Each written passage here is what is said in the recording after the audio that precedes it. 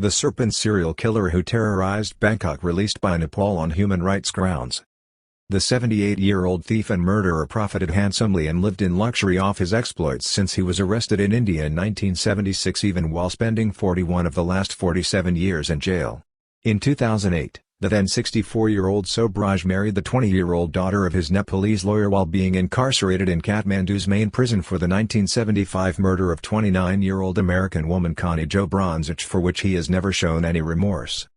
78-year-old Charles Sobhraj, who waged a murderous reign of terror in Bangkok and Pattaya in the mid-70s for which he never faced justice, was released on Wednesday from a prison in Kathmandu and is being deported to France. The evil killer, whose exploits were featured in a 2021 Netflix hit series filmed in Thailand, has also, in the last 47 years, despite spending 41 of them imprisoned in India and Nepal, made a fortune out of recalling his evil deeds to the media, often in gruesome detail.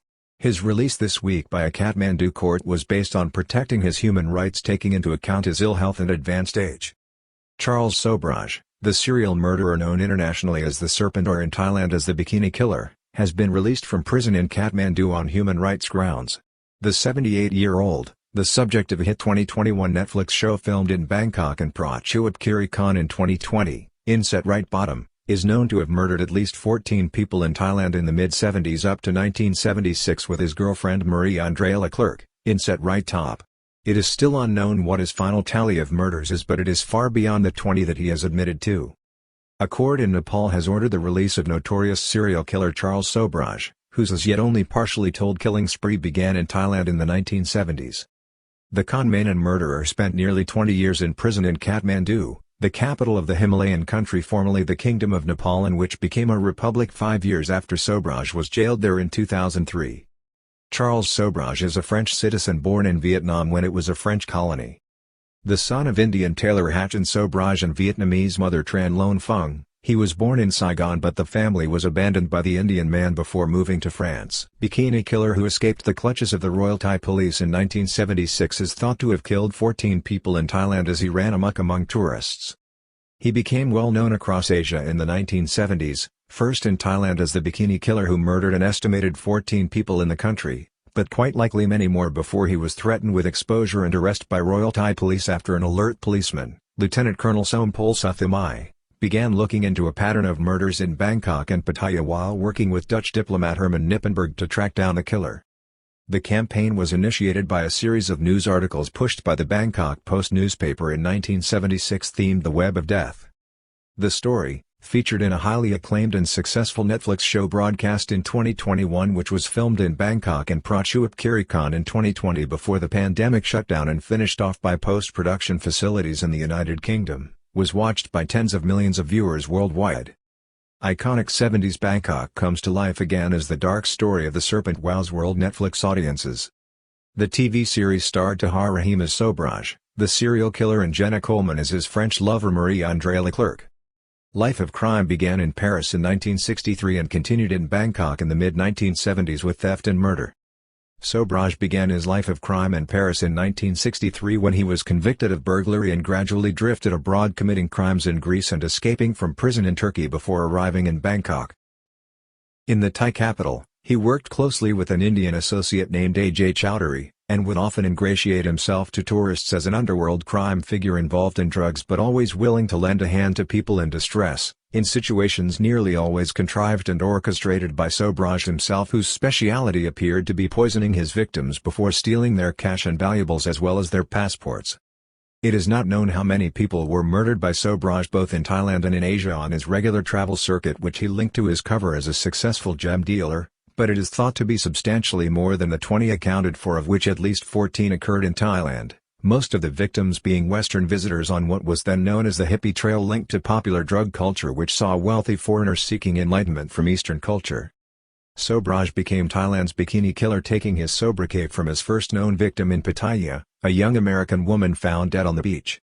The first to become public and which gave Sobhraj his first high-profile identity as the Bikini Killer involved the murder of a young American, Teresa Knowlton from Seattle in 1975, whose bikini-clad body was found by police on the beach in Pattaya. The murder of the 21-year-old was followed by the murder, also in Pattaya, of Vitaly Hakim, whose burned and charred body was left on the road to the resort before Sobhraj befriended and poisoned American couple Hank Bintanja and Cornelia Hemker. The killer had been in the process of nursing the couple back to health in Pattaya to gain their trust when he was forced to murder them by strangulation after the French girlfriend of Mr. Hakim, Ms. Charmaine Courreau, turned up and threatened to expose him. He later also incinerated their bodies. Escaped to India, where the murder and mayhem went on until he was caught trying to poison a tour group. Forced to flee Thailand, where he had once been held for questioning by the Thai police on a forged passport, he left the kingdom as the heat mounted due to the newspaper campaign and the efforts of Lieutenant Colonel Sompol. He used a forged passport of one of his victims in Thailand to fly to India, where he began similar murderous exploits, duping people while using poison and violence at times to kill them to avoid exposure or to steal their valuables and identities. He was finally snared in 1976 in Calcutta when he offered a French tour group of 60 people powerful sleeping pills disguised as antibiotic medication. He planned to steal all their valuables and passports. However, the ruse backfired when some started to faint and lose consciousness immediately, while the others, sensibly, called the police, and Sobhraj was jailed for 12 years. He was later charged and convicted of 2 murders. One was a student named Avoni Jacob, whose passport and identity he stole. He was also convicted of murdering Jean-Luc Solomon by poisoning his victim. Grotesque fascination with Sobhraj made him an international media sensation and cult figure known as the Serpent even after he was jailed in India.